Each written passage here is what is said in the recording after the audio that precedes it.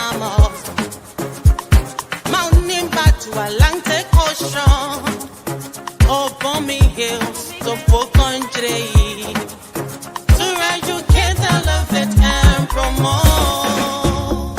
Yeah, focus on Liberia, for Liberia, Liberia, for Liberia, yeah, yeah, yeah, yeah, yeah. From Monday to Sunday, from Monday to Sunday, it's focus on Liberia.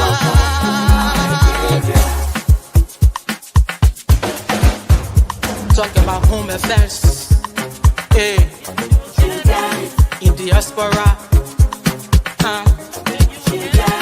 current affairs, reliable information, history, talking about culture,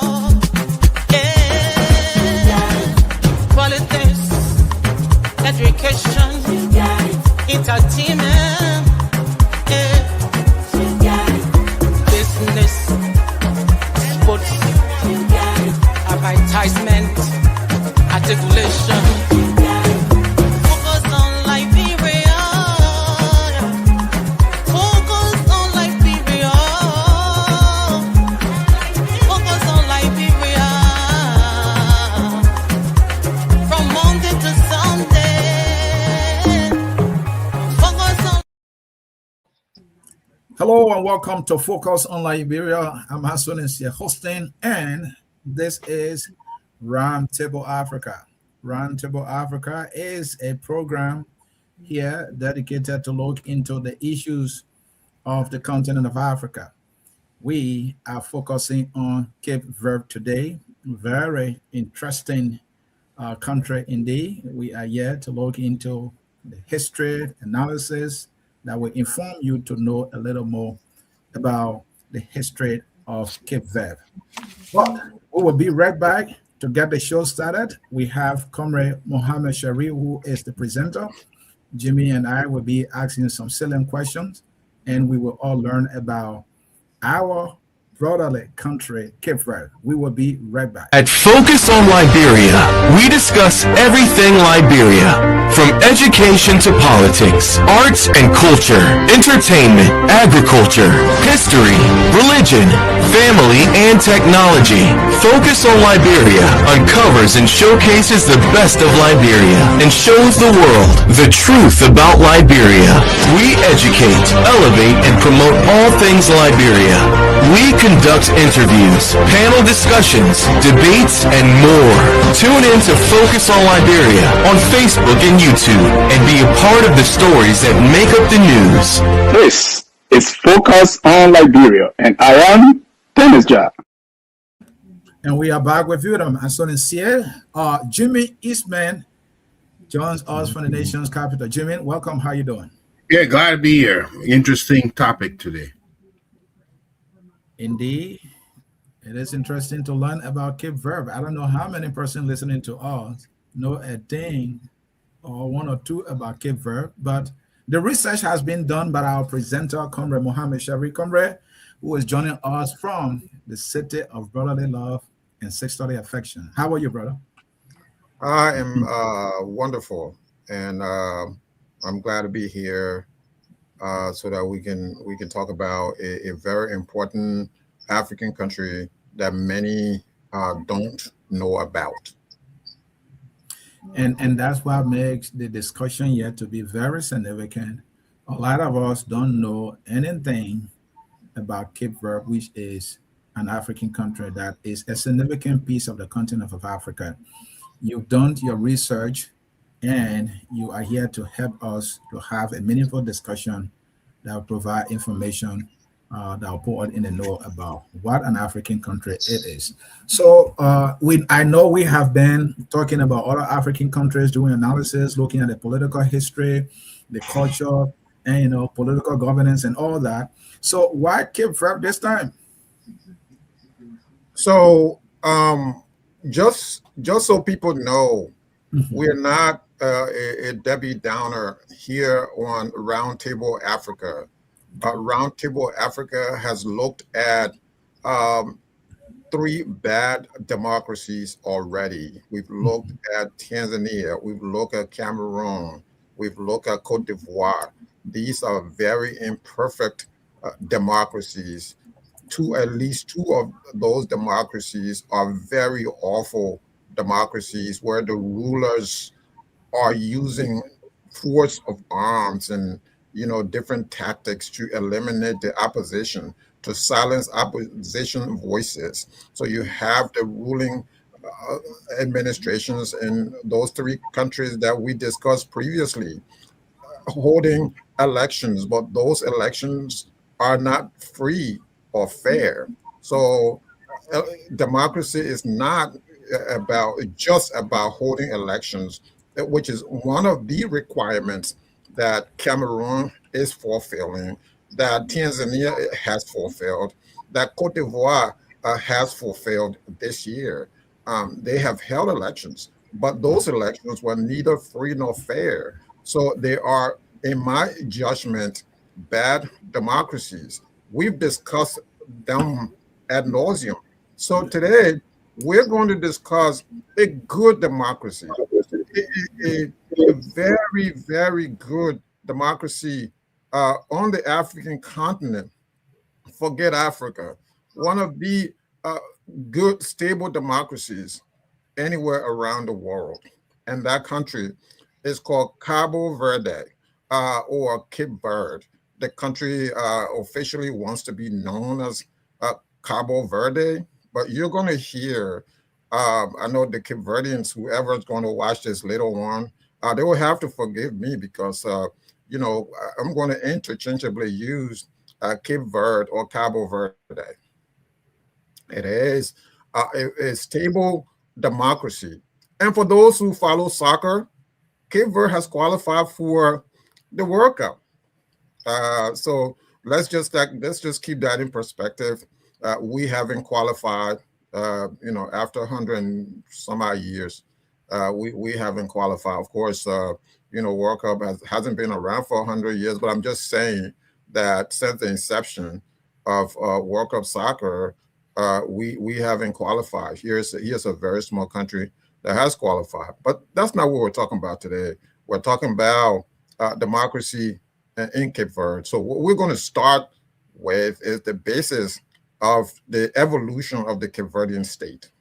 And comrade, before we get to the evolution, you just share that Cape Verde has a democracy that can be compared to what falls in your category of a good democracy in the world.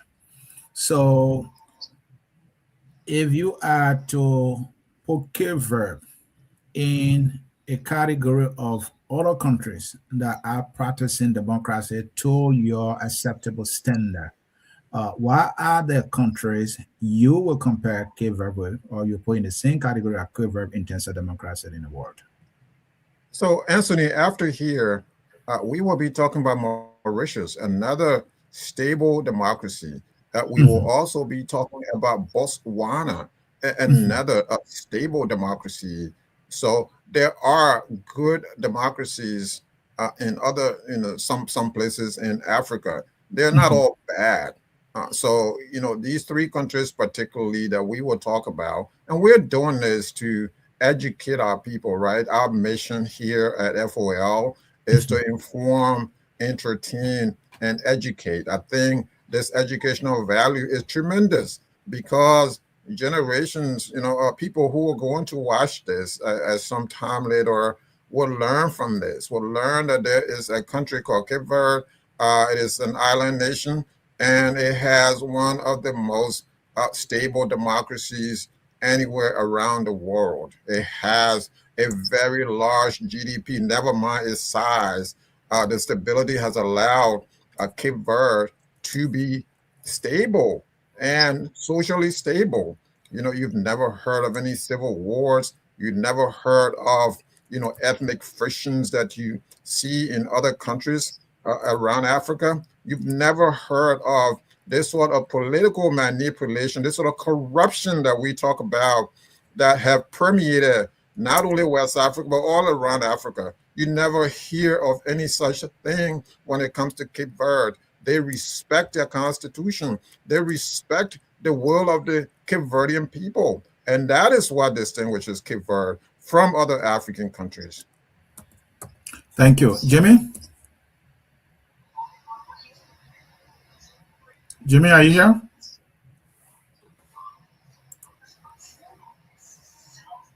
Sorry, Oh. I don't know. I got muted. So, yeah, Okay. Thank you for that introduction, Mohammed. You know, a lot of times when we begin to talk about the progress of a nation, the development of a nation, we ask ourselves, what kind of minerals does a nation have? Do they have forests? Do they have strategic commodities? You know, but here is a country, Cape Verde, that it doesn't have any of those things. The only thing they are relying on is ideas, education, and governance. So, I mean, how come they just gotten the independence? I believe it was 1975, right? Yes. So why a country who just got the independence the other day can espouse ideas as their main collateral, and yet we 100 and some more years old have yet to espouse ideas as our motivating force? So to just start off, it's an excellent question. The evolution of the Cape Verdean state. So in the 1400s, the Portuguese took over this area. They always, the Europeans go elsewhere and they say, we discovered this. So written accounts prior to that are rare, if not impossible to find. But we know that the Portuguese visited this coast. First of all, it's an archipelago. So what is an archipelago? An archipelago is a chain of islands in a body of water, usually a sea or ocean. In this case, Cape Verde, the islands that comprise the Cape Verdean state or the Republic of Cape Verde are located in the Atlantic Ocean off the West African coast. And there are a group of 10 islands that make up Cape Verde. The largest island is called Santiago, on which the capital Praia is located.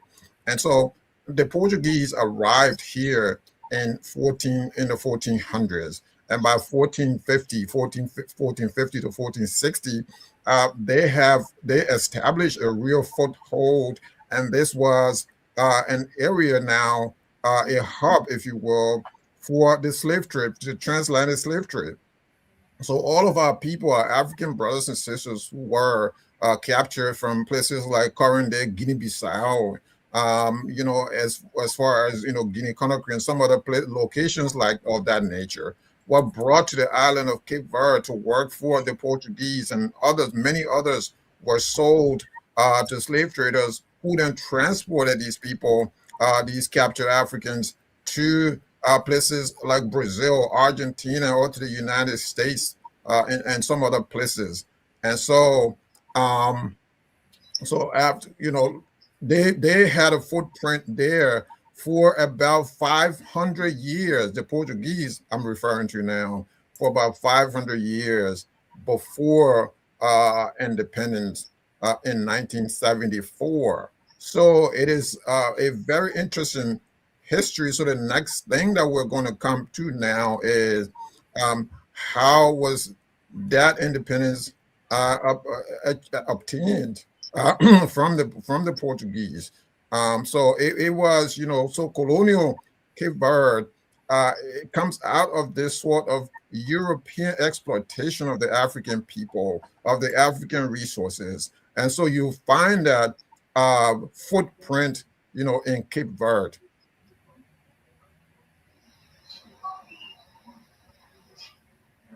Okay. If I will continue there, also is that, so, during this time, So, so this is what you're looking at. A group of islands in the Atlantic Ocean off the West African coast. So this is around Senegal. So it's a relatively short distance from Senegal to Cape Verde by boat.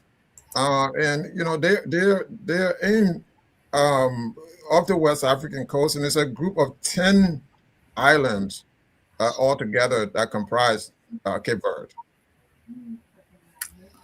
All right. Thank you, comrade. So, my question here now is, what structural and historical factors have contributed to Cape Verde's consistent ranking as one of Africa's strongest democracies? Because, I really want to know, these structural and historical factors. Because when you look at Liberia, anytime there are issues, we point to, oh, this was not done. We have not gotten this right historically. This structure is not the best, and so on and so forth. So, what structure and historical factors actually contributed to them being ranked as one of the best democracies in the world and having to be in an African country?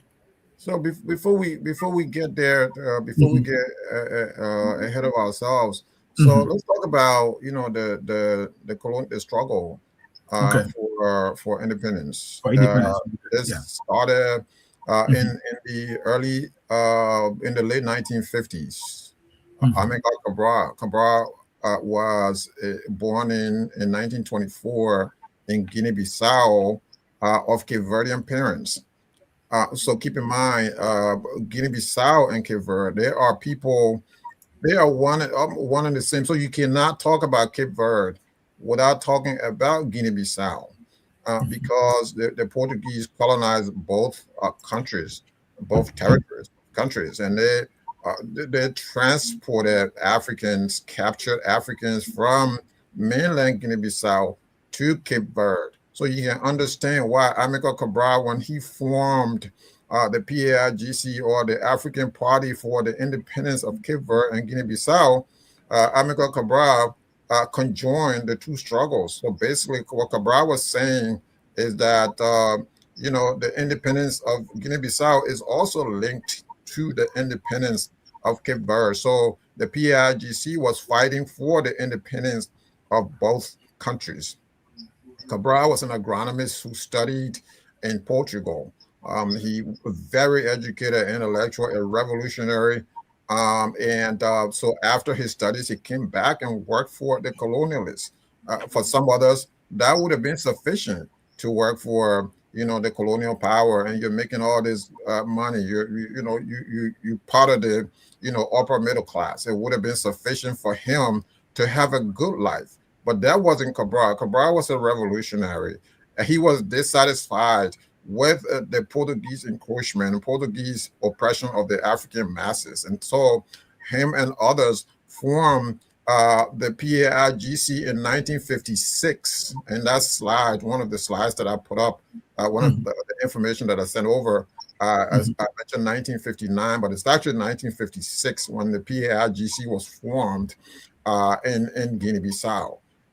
And a little later, Cabral moved to Conakry, Guinea, when Sekou Touré was president of Guinea. Sekou Touré was the revolutionary leader of Africa. Not much is mentioned about Sekou Touré's revolutionary credentials, but he was a fighter for African causes.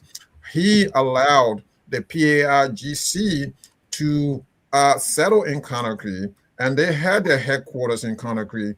And Guinea provided logistics, training, and those sort of things to PAIGC insurgents, who then started an insurgency, an anti-colonial campaign against Portugal, against the Portuguese colonial army, somewhere around 1962 to 1963.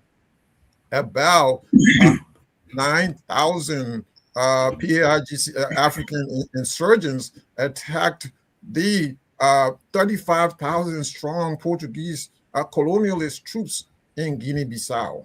And in about 2 years, the PAIGC had captured more than half of Guinea-Bissau.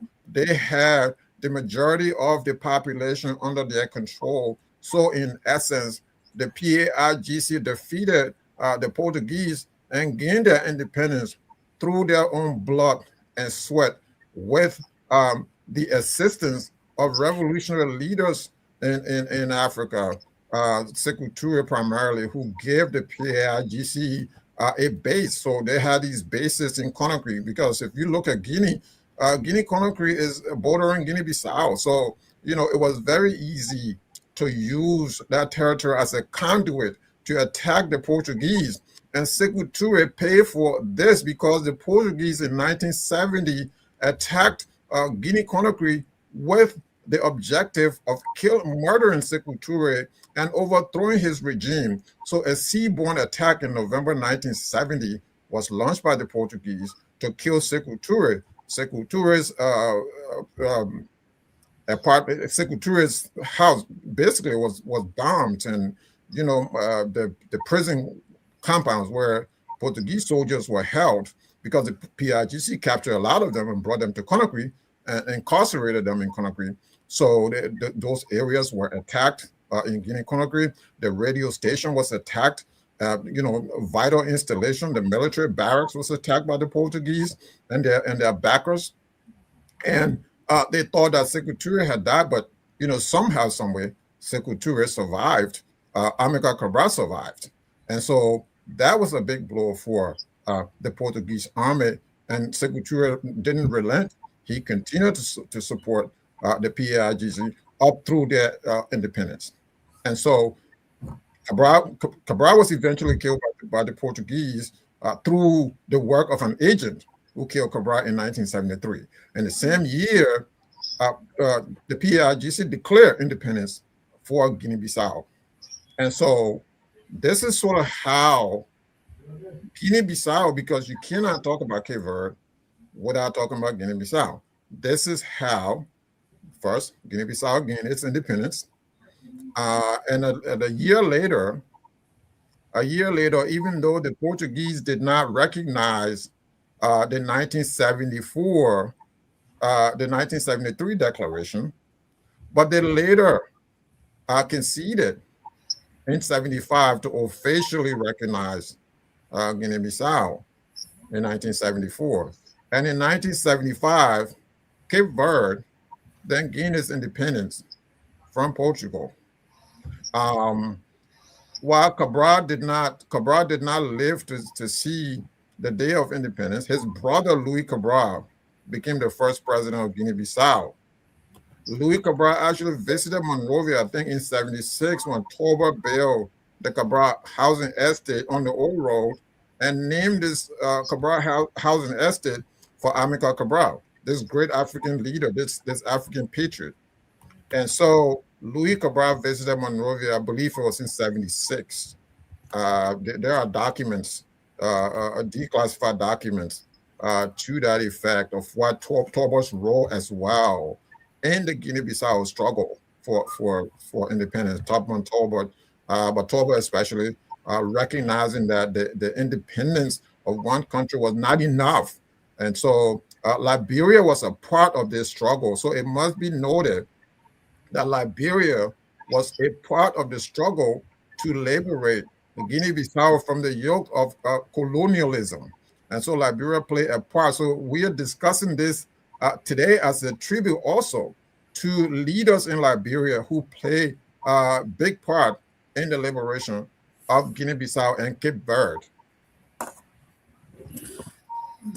Thank you. And my question was on the structural and historical factors that contributed to Cape Verde's consistent ranking as Africa's strongest democracy. So yes, I was going to get to that as well. So the reason, so in 1975, when Cape Verde gained independence, Aristides Pereira, who was a senior leader of the PAIGC, then took over. He became the first president of Cape Verde. And both PAIGC branch in Guinea-Bissau and PAIGC branch in Cape Verde they were one and the same. So the goal was to unite both countries politically so that they become a single country. So Cabral wasn't interested in dividing these two countries. So in 75, when Aristides Pereira became president, he ruled as a one-party state till 1990. So somewhere in 1990. First, there was a coup in Guinea-Bissau in 1980. And because of that coup, the PAIGC branch in Guinea and Cape Verde severed ties, political ties with the PAIGC branch in Guinea-Bissau. So basically, Guinea-Bissau became a mess, right? And Cape Verde ascended. Guinea-Bissau, it is what it is right now. As you can see, Jimmy and I talked about this the other day. So we're not going to go into that right now, a lot of that right now. So we're going to stay with Cape Verde. So in 1991, with the wind of change, with the wind of democracy blowing through Africa, in 1990, Guinea-Bissau transformed to a multi-party democracy, and the first multi-party election was held in January 1991. The opposition MPD, the Movement for Democracy, won the parliamentary election. The parliamentary election was won by the MPD, overwhelmingly defeating the PAIGC in Cape Verde in 1991. Keep in mind, this time now, the PAIGC in Cape Verde had changed their name.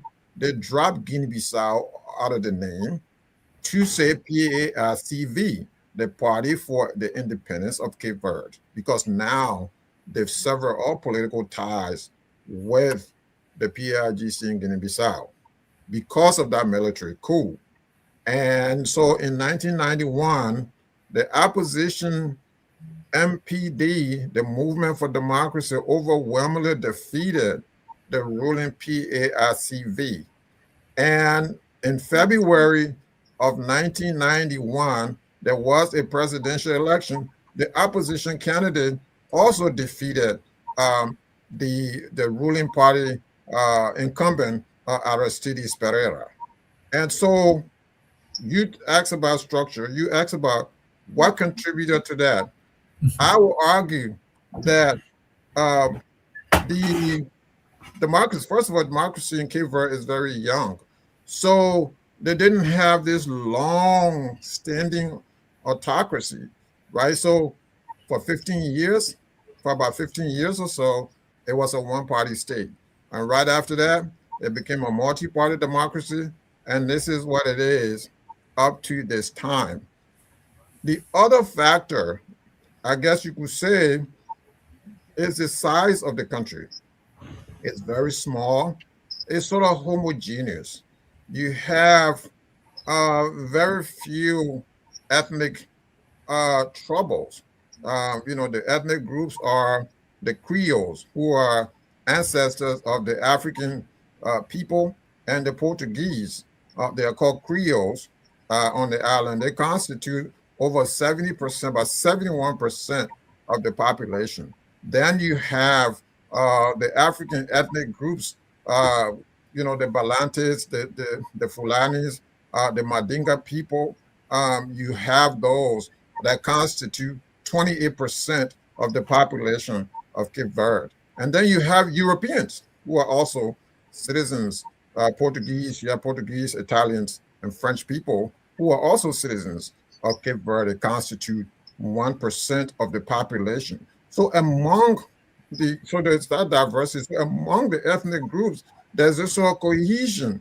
There's not talk about, well, my region and this region and that region. There's always respect for the Constitution. So structurally, they have a very good Constitution that's respected, that's accepted by the Cape Verdean people. They also have a system of governance where you have the semi-presidential system of government. So all powers is not in the presidency. So you have this power spread out between the presidency and parliament. So the legislature, you have the prime minister, you have the president. They are both powerful people. So they're both elected, right? So you have the president who is elected directly by the people, and you have the prime minister who's selected by parliament, appointed by the president.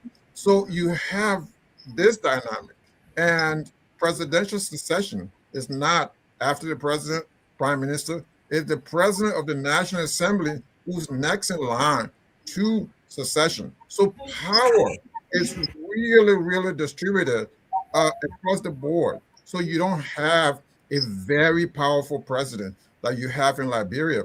They don't have a vice president. So in Liberia, you have what? You have a president, an all-powerful president. You have a vice president who's already calling the president his father. Their relationship here, that I'm my president, that my father. I mean, these are the things, these are problems already. For it.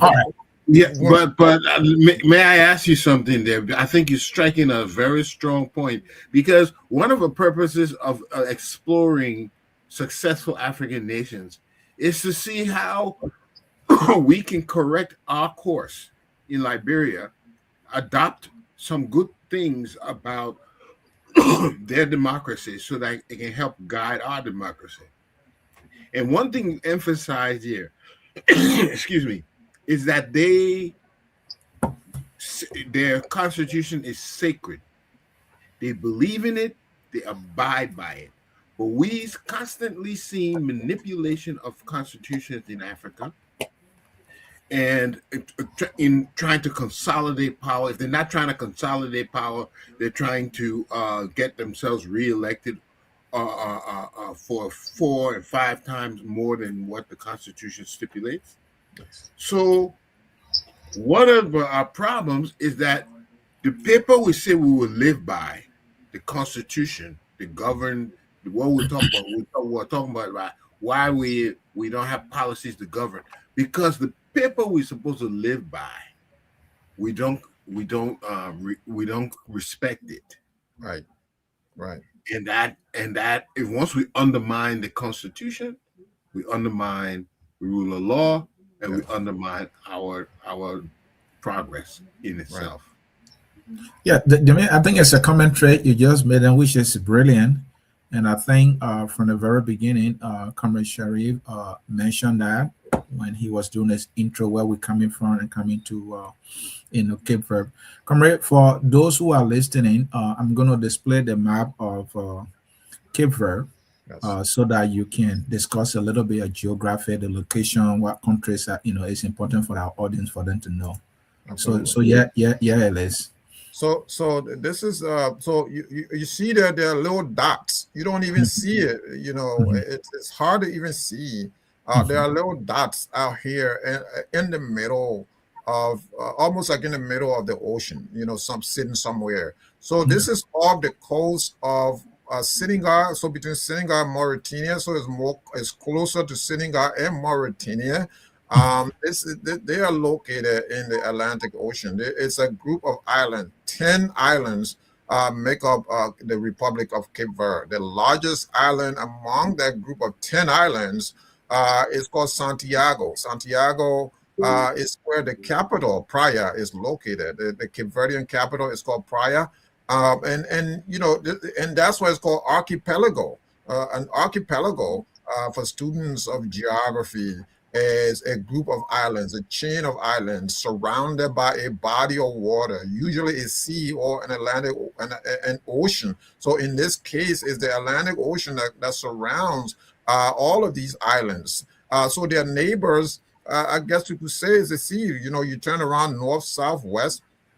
They are bordered by the Atlantic Ocean. So they're sitting there by themselves, trouble-free. They have no trouble. So look at this, beautiful, very, very beautiful. And the beauty of the Cape Verdean state, the beauty of the Republic of Cape Verde is the reason why the economy, usually service sector, people visit this, people, Europeans, Africans, people go to visit Cape Verde. They have beautiful beaches and whatnot.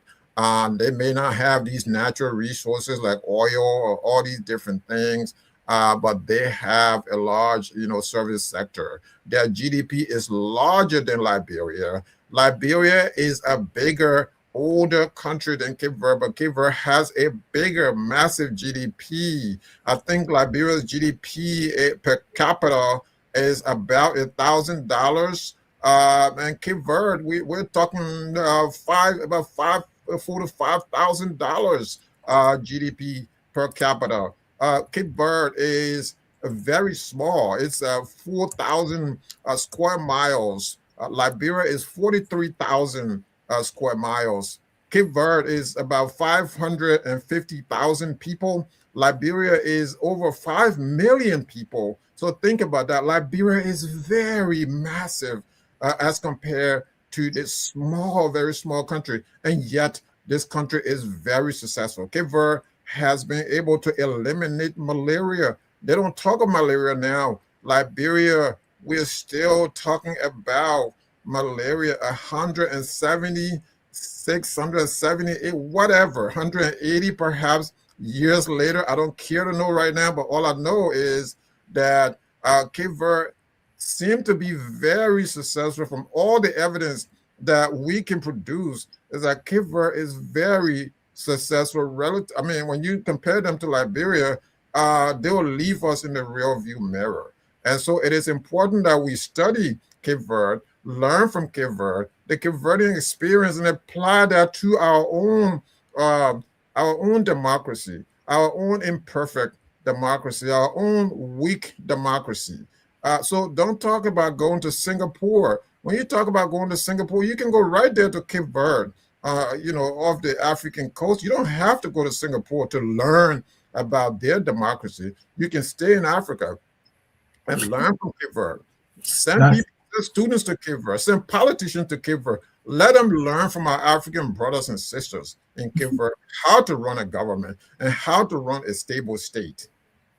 Comrade, thank you. Jimmy raised something earlier. I think it's significant for the discussion. Jimmy had mentioned that if you look at Cape Verde in terms of natural resources compared to Liberia, practically they have nothing. They are in the middle of the ocean, as you described, talking about the geography there. And another piece I want to put there for you to give us a clear analysis that if we look in the countries like those one in the Bahamas, there's weather issue then. But I have not heard about any disaster in Cape Verde when they change of land now island in forming a country. I've not heard anything like that. Right. So talk about resources wise, whether they have any or not, and then the fact that they are prone to the sea, but we have not heard any major disaster. If you compare that to even Japan that has been threatened by tsunami and all that, we don't get that. Right. It's like we haven't heard anything, right? It's like God is with them, right? Like those believe in God. So so they are sitting there. Look, having said that though, they have had drought, right? They have had drought, and Cape Verde, rainfalls, not many rainfalls, so they're not blessed with a lot of rainfalls. They also have had a volcanic eruption, I believe on the island of Santiago somewhere. There's that going on, occasional drought. So therefore, they don't have a large agricultural base. So most, they have large import of food because of that, because of drought, because of all the rainfalls and stuff like that. And so they have those challenges. They have their own challenges. But for the most part, Cape Verde has been, the first thing, Anthony, you want to do is establish a stable form of administration, political leadership. Then comes everything else. But, if you're a very old country, a very old Liberia, I don't care, a very old, Zaire or, Congo or something like that, a big, massive country with all the wealth, and you have these corrupt bureaucrats and stuff like that, they cannot control anything. They can't even defend their own country in the Congo. And when you talk about Liberia, we have everything in the world God has endowed this country of Liberia, but at the same time, we have bad leaders and terrible leaders. And in Cape Verde, contrast that with Cape Verde, you have good leaders. You have a good democracy. And because you have a good democracy, you have stability. The people live longer. Life expectancy in Cape Verde is higher than Liberia. So Liberian people need to learn from Cape Verde. So those who are watching this need to, learn from this. If they ever, take an advice. Look, Anthony, the the members of the National Assembly in Cape Verde are elected for a 5-year term. Every 5 years, there's an election. What it is in Liberia, 9 years. Like, people can sit there and die. So not in Cape Verde. The president is 5-year term, and you've had this rotation of leadership in Cape Verde, where these people, the opposition will defeat the ruling administration, and there's no qualm, nothing, and everyone just goes away, right? There was an election in the early 2000s where the margin in this presidential race was something like 30, something like 35. That was the margin. There was no protest. The defeated candidate just went away, and the administration continued. That is interesting. Let me come to my next question here. Let me push in a quick question before you. All right, Jimmy. Some claim, or some would attribute some of the environment or situation in Cape Verde to a strong diaspora influence. In other words, they're not as African as other African countries because of the strong European. In fact, there was a amalgamation of different. I understand Jewish people were there, Italian, all people from British and all. And because of that strong influence, they're not very African. And so people are inferring that Africans are incapable of those kinds of values. This is far from the. This is an argument. Yeah, it's very antithetical to everything that we stand for. For example, these are African people. Keep in mind, when the Portuguese, went to Cape Verde in the 1400s, they're claiming that they were the first to discover. Yeah. They always discover somewhere, right? We discovered this, but people were already there. So what it is that all of these people, I just told you, 70% of Cape Verdeans are African, mixed. Have African and Portuguese ancestry. They're mixed. You have also a significant portion of the population, about 30% of the population, that are the Balante people, the Mandinga people, the Fulanese, those kinds of populations. So you have a significant African population. The ethnic cohesion, you have to understand that, is one thing that we don't find in other countries. So I don't think particularly that the reason for them being what they are is because of the presence, because of European presence. Look, so in the mid 1970s, there was a military coup in Portugal. It's called the Carnation Revolution, where the dictators in Portugal were overthrown. So Portugal had a terrible form of government. So if people are arguing, if the argument is that Cape Verdeans, because of their proximity to the Portuguese, it's the reason why they are this way, I will push back on that to say, what about Salazar? Salazar, who was a dictator of Portugal for several years. What about all these Portuguese dictators who ruined the Portuguese state for several years? And the military had to come in to depose those guys, to get them out of power, because they had destroyed Portugal for a very, very long time. So no, I disagree with the fact that because they're doing so well, it has to be some kind of European connection. It has to be European influence. In fact, they kicked out the Europeans. That was what Amilcar Cabral wanted to do. And unfortunately, he didn't live to see the fruit of his labor, but it finally happened in the year that he died. So I will argue that this is all of Amilcar Cabral's dream for a stable Guinea-Bissau and Cape Verde.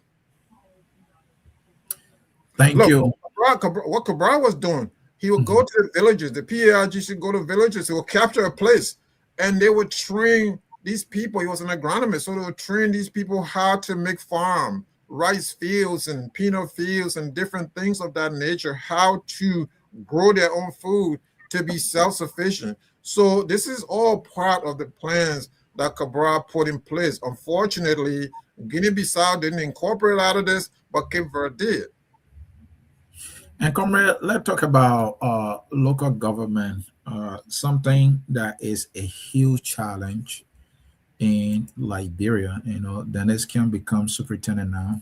Unfortunately, I can become superintendent of ground crew. Even if we got it from Waka, we might actually fail because the support, the structure, So my question simply is that, so how has decentralization affected local governance and citizen engagements across the island of Cape Verde? Decentralization. So in terms of decentralization, elections, there are three stages of election. And your question is very profound. So they have the legislative election, they have presidential election, they have municipal election. In Liberia, when was the last time that you have municipal election? So you have these local people that are elected. So everything is about the choice of the people. So you have a 72 members of the National Assembly. These are your lawmakers. And Liberia, you really have more than that. So they have a unicameral legislature.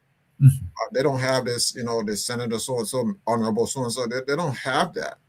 They have a unicameral legislature, 72 members who are elected for a 5-year term of office, and they can go for re-election. And so that's what you have. And so what you also have, as I mentioned earlier, is that depending on, the votes of, whoever gathers the most members in parliament after an election will nominate a prime minister. So if the Movement for Democracy has the parliamentary majority, they will nominate the prime minister. They do not appoint the prime minister. The president then formally appoints the prime minister. The president basically follows the leadership in the National Assembly, because if your party wins the majority, I don't care what the president feels about it. The president has to appoint that prime minister nominated by the National Assembly, because that is the will of the people. So everything is very divided evenly along those lines. It's not a dominant party. You had a situation the other day where the president's party, and many of us believe in Liberia, with the acquiescence of the president, remove a speaker. You don't have that in Cape Verde. You don't have any such thing. You've never had it in Cape Verde. You've never heard about that. It's not in line with what they do. They have respected their constitution, they honor their constitution, and they accept the will of the people. And that's how they've been able to be stable all these years later. So let's talk about challenges. I know you mentioned the issue of the weather, the ocean there, but I want us to talk about, are there economic pressures? Are there some climate vulnerability? What's about youth empowerment? What are some of the domestic challenges and economic challenges that they face? The main vulnerability is the occasional drought. Rainfall is scarce. So that is a vulnerability. And another vulnerability, which is more linked to that, is they can't, they can't grow more food. Fortunately for them, they have a very small population. But if they could grow more of their own food, then um, it'll be not only a good thing for them, but they'll be able to export because of that stability. And so they're not able to do that right now, because because of the drought, because of these geographical conditions. And so they're also another area of vulnerability, is they're prone to a volcano, but there hasn't been a volcano eruption for decades. I haven't heard of one. I didn't, during the course of my research, I didn't see any in the last half century. So that is something that, even though that's something that they think about, but, it hasn't happened in the last half century, I don't think. But yeah, they too have their own vulnerabilities.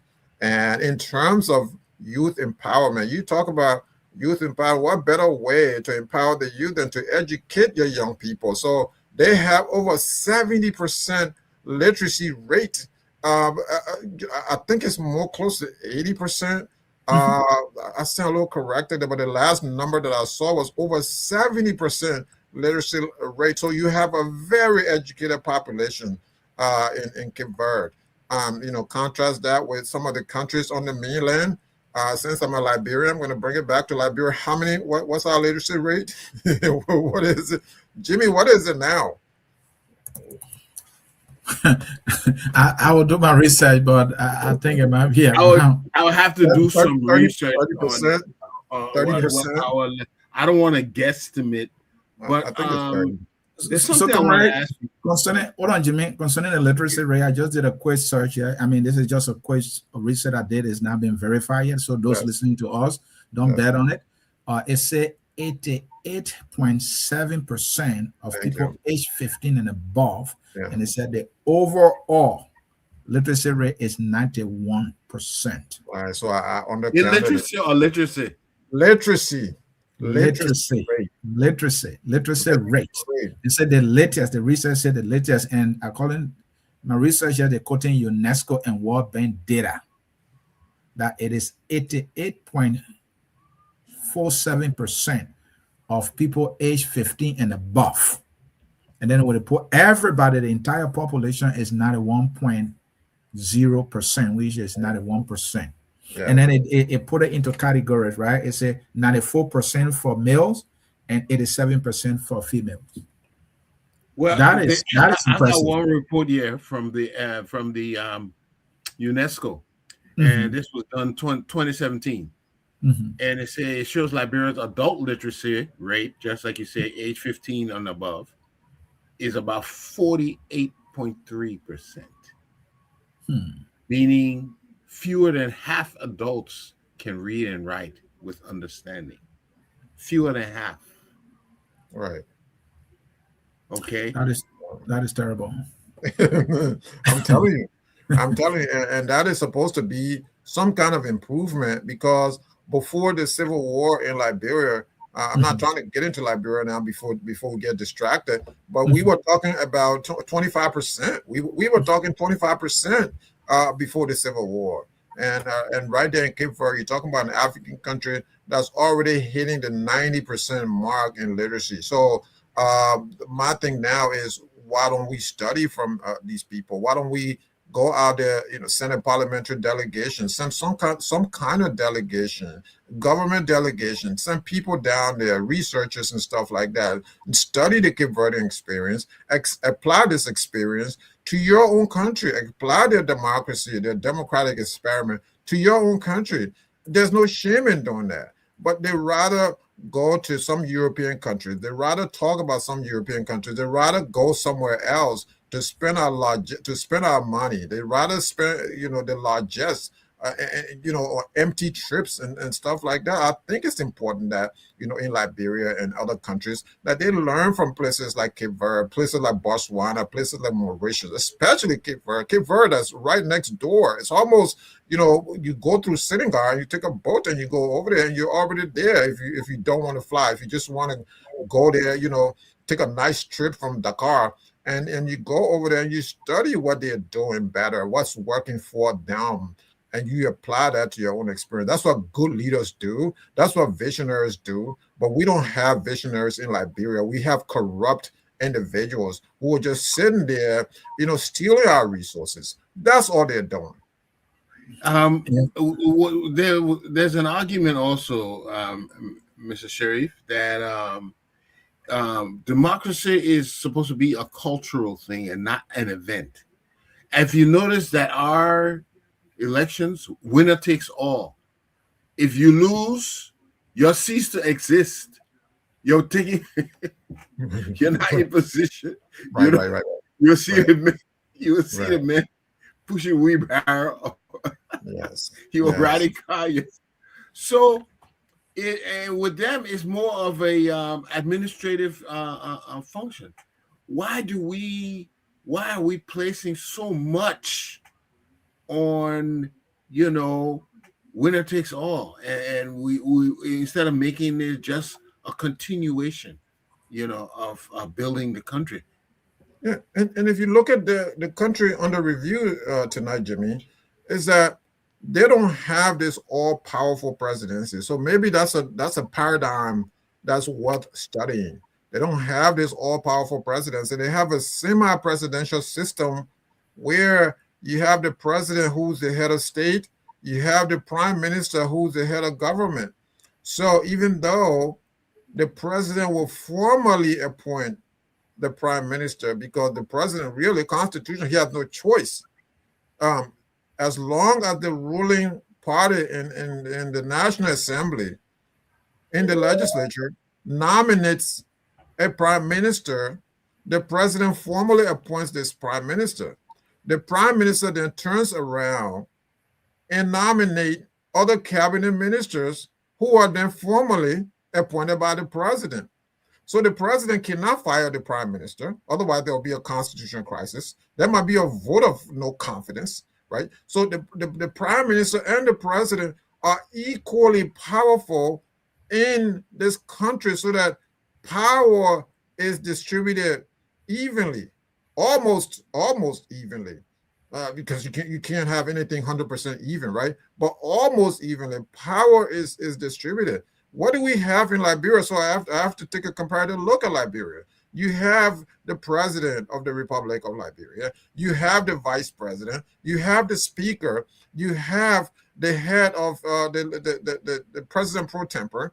You have the chief justice, all of whom all their loyalty, all their position, their rise to this all-powerful president. So if the president sneezes, the rest of them are in trouble. So that is what we have. You have a vice president, as I mentioned earlier, who says to the Liberian people, the president, he's not my president, he's my father. The relationship between us is not presidency. He's my father. No, he's not your father. He is not. You don't, your birth certificate doesn't show that Joseph Boakai is your father. So he's not.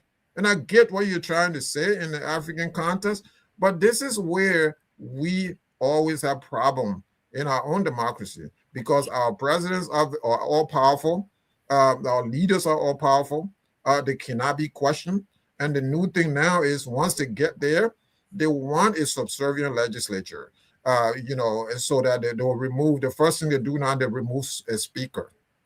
Some of them will remove an associate justice, just so that every case that goes to the Supreme Court, before the court, that the court agrees with them. So I would tell you this: Liberian democracy is in trouble. It's in peril. Comrade, Having looked at Cape Verde, and you juxtapose what's going on in Cape Verde to Liberia, you're going to come away with a different mindset, as I have come away with a different mindset. Because I'm sitting here, I juxtapose the two countries, and there's an ocean of difference between us, because you have one very small country that's wealthy and stable, very stable, and you have this very old country that has had a long-standing history with democracy, and yet they continue to say our democracy in Liberia is fragile. The question is, why is it fragile? And comrade, I will add to what you just said. You have a country called Liberia that is sitting on billions of dollars. Tell me about it. If not billion, trillions of dollars. Then you have another country that is sitting on trouble. Right. It is on top of the Atlantic Ocean. Anything is possible. Yes. God forbid, right? Yeah. And now they've been able to self-govern. They've been able to use ideas to provide leadership that has led to a literacy rate of 98% overall. How did it do it? So you are right. We have to learn something from them here. And it's high time our leaders start going to China. They stop going to Japan. Maybe they should start visiting our brothers and sisters right there in Africa and learn something from them, when they should be learning something from us, unfortunately. Then another point you mentioned that I want to also emphasize, you said, and somebody might take it lightly, when the vice president said, oh, the president is like my father. He's a father to me. And he said, no, it's not. And, we're not looking at the African context. We're talking about governance. We're talking about leadership here. Okay? And I will go further to that. That is why it is the all-powerful president. The president is never wrong. If you criticize the president for doing something bad, you're being looked at ugly, when in fact what you're saying is in the interest of the country. More so, these are the very things that president had criticized before. We are talking about President Bouaka now with this villa, and the Unity Party people, they are quiet. Right. I don't know, they expect me to be quiet. I'm not a quiet guy when it comes to accountability. No, don't expect me to do so. Why are those in government not saying anything that we cannot be doing this? This is an embarrassment. But thank you, Anthony. Yeah, thank you. What you just said, I really want to thank you, because that is why we will not go anywhere. Because as soon as the other one, you were criticizing it the other day, you were condemning it the other day. Then soon when your man go there, when your candidate, you close your mouth against wrongdoing. You cannot selectively apply the law like that. You're not going to go anywhere. If it was wrong yesterday, it's wrong today. And if you don't, why are you not demanding transparency? The legislature. We asked the public works minister about the FOIA project. He couldn't tell. He said, I refer to the executive. We asked the minister information. He gave us information that could not be corroborated. Then finally, we're hearing now that it's a joint project when the Emerald and the Mono River Union Secretary has denied any participation in it. Why can't we get transparency? And then you think we're running a country? No, we're not. Yeah. It's a sham. Yeah. It's a sham. Yeah. And talking about political governance further, and comrade, you mentioned this, we're not deviating, but we are painting a picture so that we learn from the people, right? And apply to our own the experience. issue of the speaker that you've been so strong on here is cardinal to political leadership in our country.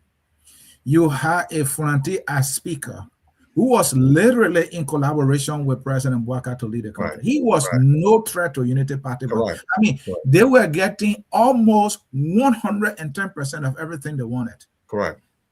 And they launched this onslaught, political onslaught, and they had us down for about a year, just for us to get a coup. Now, who is going to He's in Hapa right now. Right. He's talking to the people. He is doing the work of the representatives of these counties. Yeah. That's what the speaker is doing right now. Yeah. And that's why we had to elect him. Let me let you come in, Yeah. comrade. Yeah. So, you know, our speaker, you know, current speaker, is the result of political manipulation. His rise to that position is the result of political manipulation, of strong arming, intimidating, and terrorizing the opposition, quite frankly, and making sure the president, making sure that his will is done. And so again, I want to go back and juxtapose that with the Verdean people. The Supreme Court spoke loudly. The Supreme Court disagreed with Cohen's proclamation that he was the speaker. Remember how they held the country hostage for several months? And the Supreme Court spoke. Justice Ewers spoke. She rendered the majority decision. I believe it was majority decision. Yeah. There was a dissension, but there was a majority decision. And she spoke for the majority. She basically said that Cohen is not the speaker. What did Bwaka say? Bwaka disagreed with it. He did not apply the Supreme Court ruling. That's the president of the Republic of Liberia, who campaigned on the rule of law.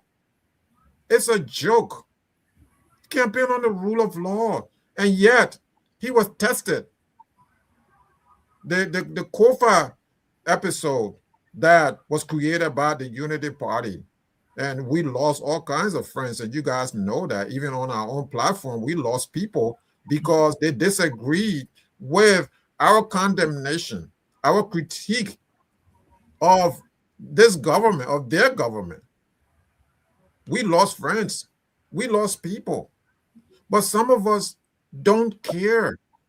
We don't care one bit because the shoes is on the other foot now. So they're defending the Unity Party. And so when that happened, Bwaka, what did Bwaka do? He disrespected the Supreme Court's decision and went with his person because he wanted the speaker to be a member of his party. So he wanted to control the legislature. So therefore, he controls the legislature. He already controls the Supreme Court.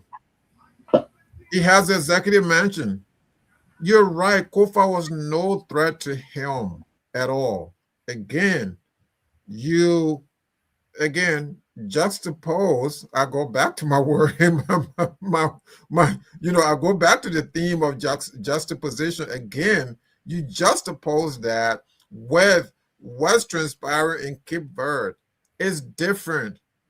I just told you that there was a candidate, I forgot what election it was, that lost by a very small margin. If that had happened in Liberia, we would be in trouble.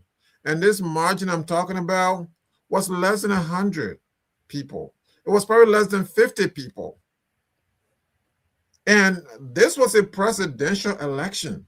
It wasn't no legislative election or a municipal election. This was a national election, a heavily contested national election where the losing candidate lost by less than 50 votes. And the winner, the loser, congratulated the winner. And the transition was done smoothly. Will we have that in Liberia? Probably not. Probably not. Not with this Unity Party government. I don't trust them now when it comes to political manipulation. I thought George Weah was bad as far as governance, but he showed us something.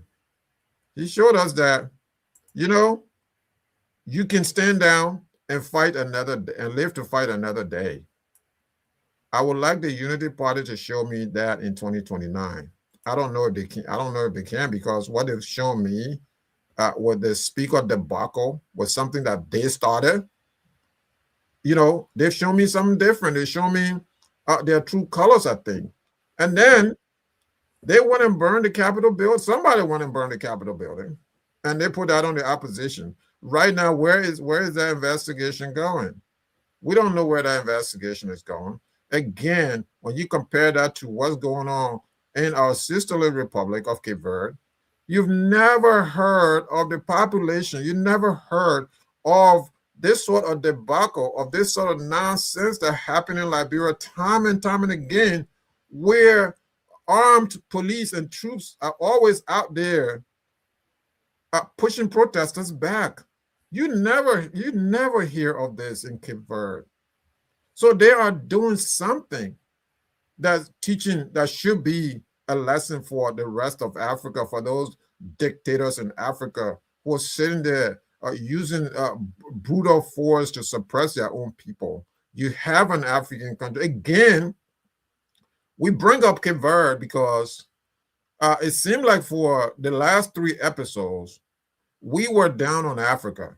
We sounded to some people like a Debbie Downer, that we were really beating Africa. We were beating up on these dictators like Paul Biya, dictators like Suluhu Hassan, dictators, people with dictatorial tendencies like Alassane Ouattara, who's clearing the field for himself and continues to run again and again. You don't have that in Cape Verde. So we bring the example again of a true democracy, of a democracy that's responsive to the needs of the Cape Verdean people. You're talking about a country of 500,000 people. You're talking about a very small country of 4,000 square miles, a very small country, and yet with one of the highest literacy rates in the world. Forget Africa. You're talking about a country with one of the highest GDP per capita in Africa, or perhaps in the world. Forget Africa. You're talking about a country that's one of the most stable countries in the world. So if I'm a member of the Liberian legislature, I'm packing my bag tomorrow morning, I'm putting a group together, and we're heading over there. We're going to learn democracy. We're going to learn what's going on down there. Okay? If I'm a member of the executive, I'm putting together a proposal to go over there and learn what they're doing with the hope of applying this to our own experiment,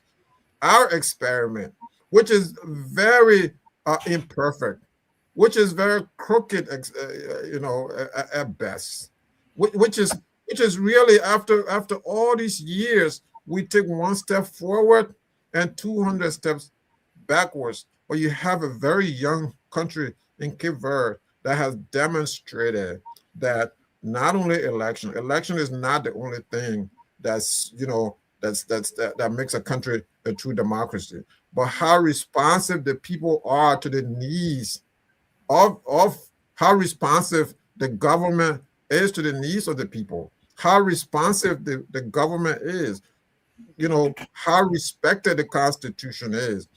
You honor the Constitution, respond to the needs of the people. All of these are ingredients of the democratic process, of democracy, and it's a process, and that process is respected in the Republic of Cape Verde. Well said, comrade. And I think we must add, I know you are trying to say, well, this may not be significant. They qualify for the World Cup, you said, right? Right. That is significant. This is a small country, got independent 1975. We've had independence since 1847. All right. We produced the only African best, and he was in power. We could not get qualified for the World Cup. Right. Yes, the other important piece I want to add, comrade. Yes. You know that Unity Party gave out Richard Kuhn as speaker as though he was going to do any better. Now, they just passed the budget in a tune of 1.2 billion. Do you know how much the speaker Our president, our entire political leadership set aside for our national team Mm. is single 1 million.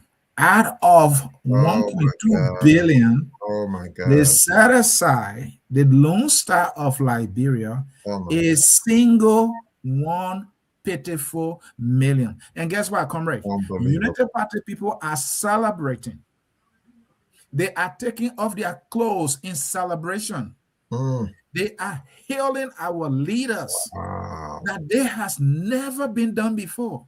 That Wow. a pitiful $1 million has been allotted for our national team. Unbelievable. And Can guess I what?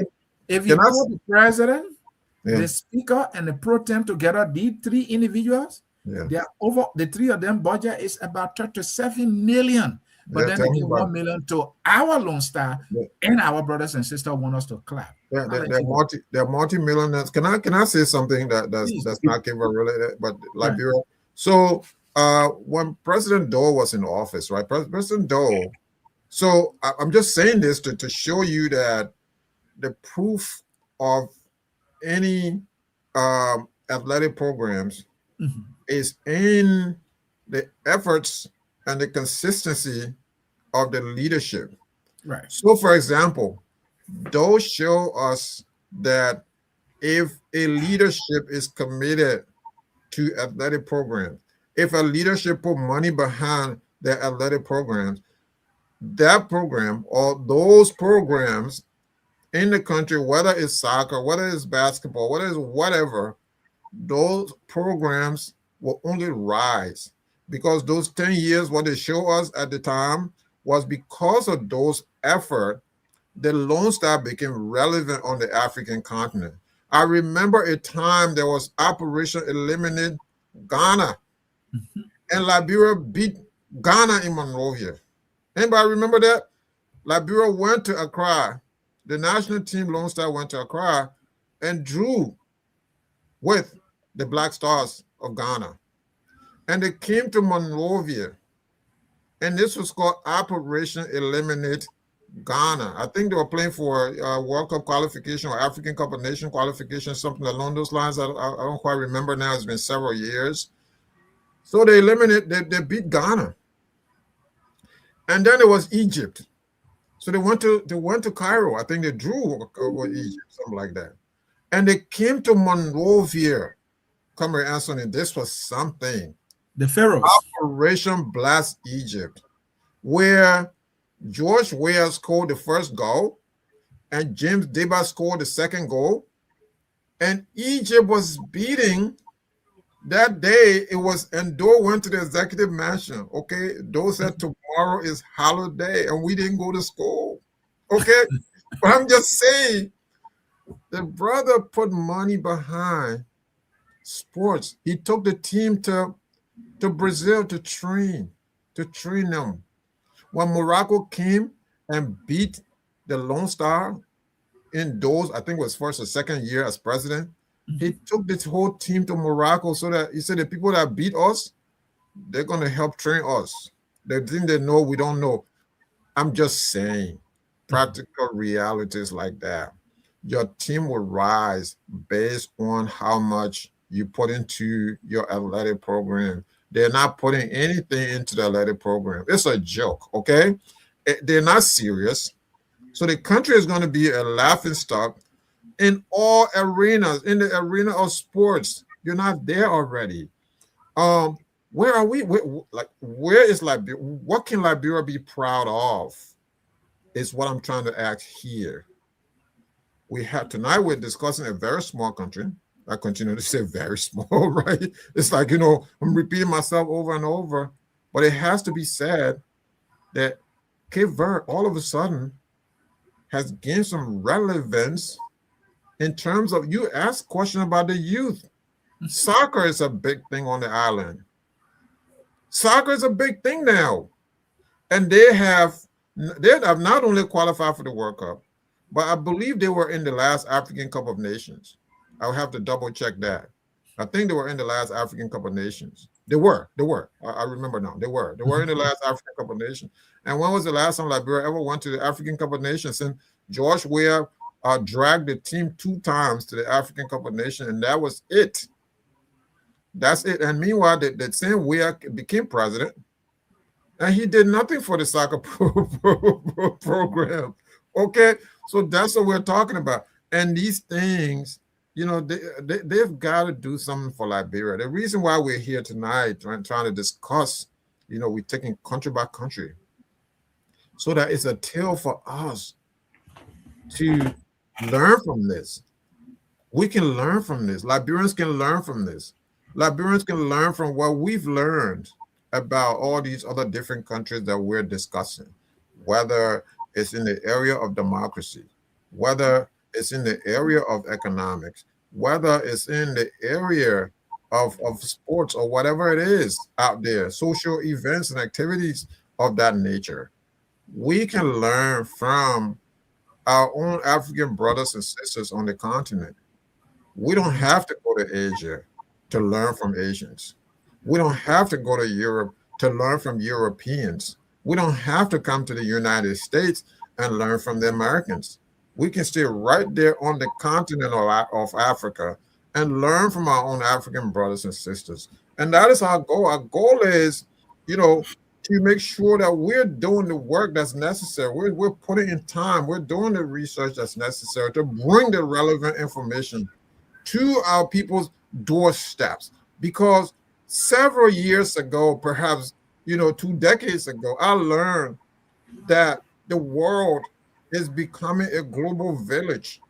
This global village where you and I are here in the United States, and as we communicate, as we convey this information, people across the globe are getting the same information in real time.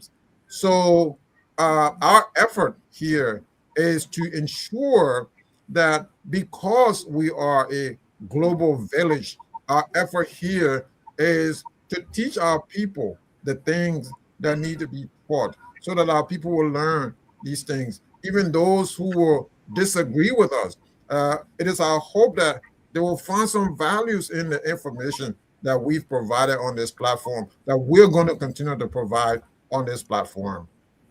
Comrade, thank you. And folks who have been following us, this is Focus on Liberia. We are on the program Roundtable Africa, where we look at African issues. Our focus of this series is to look at democracy, political governance, the economies of our fellow African countries, to see what we can learn, what are they doing better, to learn from them so that we can improve governance, so we can improve our democracy, strengthen our economy, place emphasis on our most essential resource, which is the human resource. In Liberia is not there. They are all Sogos now.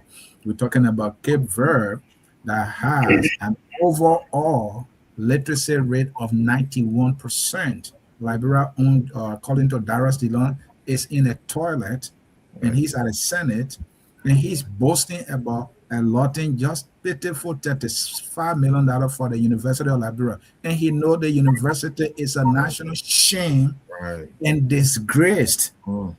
But he's celebrating a $35 million for our flagship university. He's not a serious senator to think about, right? But we hope as our leader listening to this presentation, this analysis, they will be informed. They will humble themselves better and say, look, our brothers are telling us the truth. It is time for us to adjust. It's in our collective national interest to do so. Comrade Jimmy, you will do your closing, and then I will present up. And Jimmy, before you come in, please let me just convey this thought. So for those out there who are saying it's an unfair comparison because Cape Verde has 500,000 people and we have 5 to 6 million people in Liberia, no, it is a fair comparison. At some point, Liberia's population was, according to census data, several decades ago, was 1.5 million, 2.5 million people. They've still not done anything better, even with the smaller population that they had, 50 years ago, 60 years ago. The population has grown now to this astronomical number of people. They're still not doing anything better with the more people that they have. Look at China. So you saying that there's no fair comparison? Why are the Chinese able to feed themselves? 1 billion people on this continent, on the And Asian continent. Why don't are they forget able to India. feed themselves? Don't forget India. The other day I was in India. These people in India, they're feeding themselves. Why are they able to do that? And you have 5 million people and you can't feed your people. You have 5 million people and all of your counties, is dirt all over the place. You don't have good roads. You have nothing but corruption. You can't drive from point A to point B without the president flying over in some kind of private helicopter. There was a time that we had leaders who were driving from Monrovia to, Sanicoli. People can't even do that anymore. There was a time that we had leaders who were going to these villages. These are the leaders that we have now. They can't do that anymore because there's dirt all over the place. They're not building bridges. They're not doing any of this. There are bridges when I was a child, that wasn't built, creeks and stuff that are still there. Why is that? Because they're not responsive to the needs of the people. And you have other countries. You have a small country like Cape Verde. The leaders are responsive to the needs of their people, of the Cape Verdean people. It doesn't matter. Your population doesn't matter. You have a rich variety of resources underneath the earth. Liberia is one of the wealthiest countries in Africa. You have diamond, you have iron ore, you have rubber, you have timber, you have all these things. The rubber that our people tap every day, you don't have a factory to manufacture soccer. Soccer is what we love. We can't even manufacture our own soccer or footballs. We can't even manufacture latest gloves in Liberia. What a shame. What a disgrace. Okay. We have, at one point, Anthony, we had sugar factory called Lipsuko in Maryland County, in Cape Palmas. Where is Lipsuko? Where is Matches Factory? Where is Shoes Factory? Where are all these factories? You've gone back 200 years, Liberians, and you don't care about that, and you're an intellectual and you can't question your leaders about this. Shame on you for not questioning your leaders about the disappearance of all these factories. Meanwhile, the corruption is eating away at the social fabric of the Liberian state. All we have is recycling of the same old failed politicians. And we look at other countries, and it's a shame that some of these other countries that we're going to be discussing, good democracies, very responsive to the needs of their people. People are stable, they're happier, they're living longer. Check the life expectancy rate in this country, Cape Verde. I think it's about 65 to 70 years. So, people can actually die old there. But in Liberia, I think it's like male is 40 years. So if some of us were still around there, we've long past that age. We'll be dead out. Okay. That's what I'm talking about. That's what I'm saying. Okay. Okay. Yeah, we Liberians, we will have to ask ourselves existential questions. Okay, there was a big rejoice in 1980 when the True Whig Party was overthrown. Fine. There were people marginalized, our people. They were dominated by the political power, dominated by one set of people. But Jimmy, I don't even want to hear that no more. Jimmy, I don't wait. Let me land now. Yeah. Give me a chance to let me land. Okay. So we got the power. But right. Have we ever asked ourselves, what are we supposed to do with the power? Right. Because that is the question we have not answered after. Well, it's been 20. How many years it's been since 1980? Maybe 30 years. 45 years. Yeah, yes, absolutely. What are we supposed to do with this power now that we have it? Okay? Yes, you wanted power. You got it. What are you supposed to do with it? Number two. What does the country, the state, what does it owe each and every citizen of Liberia? What does the country owe each one of us? Right. Okay. And the third question, what behavior is unacceptable no matter who commits it? Because if we haven't answered those questions, people will be repeating these things. Because so long as it's our daughter that doing it, or our cousin or friend that doing it, it's okay. Right. That is not what we wanted power for. We wanted power to make a change for everybody in the country, to not just a group. So I mean, there's some things we have not gripped, and until we do, we'll be repeating. It will be all about patronage, who gets the spoils, entitlement. And that's all it's going to be about. Yeah. All this. When you win the presidency, you want to no. The country gave you power to do something for them. You didn't win anything. That's how you're supposed to look at it. Yes. If you're not accomplishing it, and you're not doing the job. It's the argument I made last time, right? People will keep beating on the people. It's the people's fault. It's the people's fault. But at some point, and I understand both sides, right? I understand both sides. I have been very, how do you say it? Maybe the best way to say it without sugarcoating is I have been angry at the Liberian people for a long time. I was angry for people who celebrated every time I watched the video of people who celebrated brutality in 1980 when people were shot dead, on poles. I was angry when I read Liberian history about the invasion of Cool Coast by earlier governments. When they invaded. J.J. Roberts was part of the militia that, went to, put down rebellions in the Southeast. So I was angry by that. I was angry by the incident in 1916.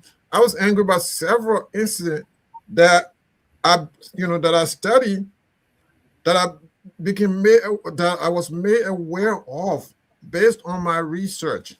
So I was angry. I have been angry at several things that have gone on. But at the same time, here we are, that after all of that, we have not had. And Comrade, don't forget the recent war, the Civil War. The Civil War too, the Civil War. So I was angry at that. But we have not had that one leader who will rise now to say, enough is enough. And this is where we're going to start. We're going to start from here. Look at the Constitution. Taylor fought Dole to bring a whole new system. And yet he left the Constitution intact. The NPP won the majority in 1997. If they wanted to change this whole Constitution, they would have changed our Constitution in 98. But they left our Constitution intact because it was not favorable to him to change anything in there, because that so-called revolution was not a real revolution. It was about revenge. It was about killing people. Then he goes away. 2005, 2006, Ellen Johnson Sirleaf came in. Ellen Johnson, an opponent of Samuel Doe, a person who would have come in and say enough, change the whole thing around. But we left that Constitution intact. That flawed Constitution of Samuel Doe's author Constitution. We left that intact. Everything, for the most part, was left intact, including the presidential term, the term of members, the senators, when you should have reduced some of this, when you should take out all of the clemencies that you granted to PRC members. But you didn't do any of this. You left that constitution intact. And today, Barca is still rolling with that same constitution. Nothing has changed. So what has changed are the players. The system has never changed. So who is going to change the Liberian system, so that it's congruent with responsiveness to the people? And one of the themes, Comrade Anthony, that we've talked about tonight, we have a government on the island of Cape Verde that's responsive, very responsive to the needs of the people. I don't care how many people there are, 500,000 people. I don't care about the number they have. They could have been a failure, okay? Even with that number, they could have been a failure, but they choose not to fail. So that is an example. Instead of saying that it is not fair to compare ourselves with them, no, it is fair. In fact, you're doing worse because you have more resources than those people. You have more farmland than Cape Verde. Why aren't you growing your own food? Why are you continuing to import, food from China, rice from China, 1 billion people? Why are you continuing to import rice from India? Why are you importing rice from Taiwan? If you have relations, they keep going back and forth with Taiwan. When China give them money, and Taiwan give them money, they'll go to Taiwan. When China give them money, they'll go to China. So why are you doing this? Why are you importing rice from the United States? If I'm in the executive, if I'm a political advisor to the president, I will sit in the room with the president and say, Mr. President, we need to answer these tough questions. I want you on a weekly basis to go out there and address the Liberian people that your administration is going to be different, that you're going to be a food exporter and not an importer anymore in the next 2 years, that we're going to be an exporter nation. We're going to take people from the urban areas and send them to the rural areas to teach. We're going to take people from the urban areas, send them to the rural areas to make farms. Cabral was teaching people how to make farms, how to feed themselves, because he was an agronomist. Mwalimu Julius Nyerere was teaching people, was teaching Tanzanians self-sufficiency, national identity, and loving oneself. We're lacking that in Liberia. So one of your questions was the foundation. Where did these people get these foundations? So historically, they have these foundations from certain leaders. That's why I say it's important to have the requisite leadership. Leaders that are conscious. Leaders that have the revolutionary mindset, that love their people. But you have leaders now on the African continent, specifically, I'm going to be specific to Liberia, that love wealth more than their own people. And that is the real issue. That is the real issue. If you love wealth, of course, everything that you do is going to be in search of wealth. You don't love your people because you love the trappings of power. It's all about power. You love the private jet. You love the big hotels. And all the ministers will come around. Mr. President, Mr. Vice President, people will come around. The women will come around. They'll rub your head. They'll do. I mean, this is the thing that is damaging our countries, because you have time and time and again, you have leaders who are not committed to anything. Their only love is the trappings of power, money, the wealth, the power that comes with that wealth, women, all the different things that come with power is what our people are interested in. They're not interested in the service of country. They're interested in self. And because of that, we're not going to advance. And I will suggest, in order to advance, You take pride out of this. You learn from other African countries. No matter how small Cape Verde is, Liberia can learn a useful lesson from Cape Verde. And certainly, those who are watching and are conscious can do further studies on this. Those who care about democracy, those who care about their country, as we do care, will continue to study these other countries and see what they're doing better. And this is how you develop your country. I will land on this thought. President William R. Tolbert, when he built these housing estates, I understand that President Tolbert came to the States and looked at certain housing estates in certain places, in places like Philadelphia, in certain places in the South. He looked at these housing projects for middle-income people, for low-income people, and he said, I'm going to replicate this in my country. And he started to build these housing estates. So if you look today, even today, 5 decades later, these housing estates remain some of the most important projects of the Tolbert era. Can anyone contradict that? Nobody can contradict that. You know what? Some of the ministers, some of the ambassadors, some of the commanders in the military, when I was going to LD, I used to see people, officials of government, living in these housing estates. They are benefiting from these housing estates. They're benefiting, even though they're criticizing Mr. Tolbert, but they're living in the housing estates that Mr. Tolbert built for the poor people, for middle-income people. Some of them, the ministers, some of the presidents that we have, they put their girlfriends in these housing estates. They put their brothers and sisters in these housing estates.